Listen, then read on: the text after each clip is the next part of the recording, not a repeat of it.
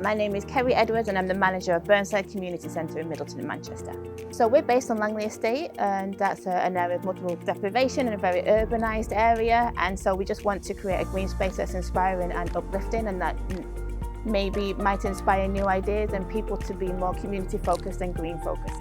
The people that we work with are diverse, and it's anyone really in the community, but with maybe a central focus on adults who are low in confidence, socially isolated, mental health issues, and we also have a preschool and work with children. So we're doing partnership work with MS Live, and that's a programme with students from Manchester School of Architecture. They're in their final year of their Masters, and they'll be designing the space and co-creating it with us in the community. So we're really excited about that. The features really, I think they're just, the main thing is that they need to be inspiring, uplifting, a point of interest for people, and hopefully somewhere where people will see it and they want to be more involved. So lots of greenery and lots of flexibility, because really we want a sustainable green space that's really flexible to need and projects and new ideas. We want to inspire people to grow. We have local allotments and facilities all around, so really this space and this hub will be a place where people can test out and try new things, and then we can signpost them on as well, so that way we're complementing the things that are already in place within the local community. We'll help growing, socialising, and just really feeling well about themselves, I think.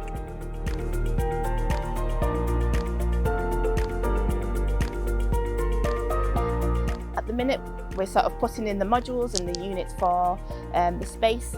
So this is really the key thing that has sort of held us back. Ideally, we would like to have been much further on, but because we couldn't do any of the additional work without these actual modules and the fixed things being in, we've been working with an organisation in central Manchester that uses recycled wood. So we really wanted to be patient with them because they suited our ethics and things like that, and renewables. So we've been patient, and now it's good to have these modules in place, and as soon as these are in, we can really get going, and the rest of it will actually be quite quick, because it'll just be putting the soil in and the plants and bringing people into it, which we're really desperate to do, so that we can then give it to the community and it can start functioning as we intended, as a green space in a very urban area, very deprived area of North Manchester. So we want things to grow up, because it's quite a narrow space, so we want it to be seen from at the bottom of the street. We want people to inquire what is that and how did they do it and things like that. Today we have our grandparent event and intergenerational play, and we also are launching the green space. Unfortunately, it's still sort of being put together, but we still want to make our community aware of what's going on, what the green space will be, what type of things can take place. We've got lots of herb planting and bulb planting and seeds and things like that in our back garden, and then hopefully in the next events they will happen in this space.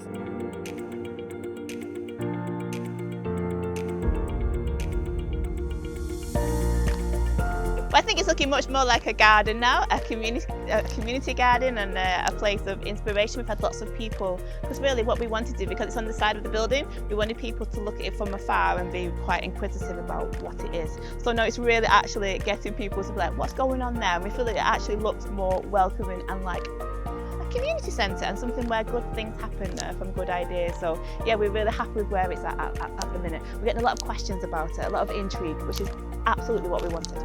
I think we were so blessed with having the partnership work with Manchester School of Architecture, because we just let them fly on the vision. So really this is what they've created and what they felt would work in this space, because it's quite a unique, narrow space, and it's sort of in a pathway, and because initially it was quite a bit of a grot spot and antisocial behaviour and things like that. So we was just like, make something wonderful of this space, and they have. I think we're pretty close to what we hoped for and what was envisioned, yeah.